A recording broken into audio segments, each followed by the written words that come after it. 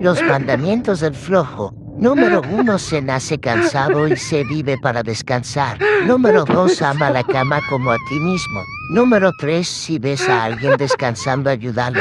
Número 4. Descansa de día para que puedas dormir de noche. Número 5. El trabajo es sagrado, no lo toques. Número 6. Aquello que puedas hacer hoy, déjalo para mañana. Número 7. Trabaja lo menos que puedas hacer en el trabajo. Número 8. Calma, nunca nadie se ha muerto por descansar. Número 9. Si el trabajo es salud, que trabajen los enfermos. Y número 10. Cuando sientas deseos de trabajar, siéntate y espera que se te pase.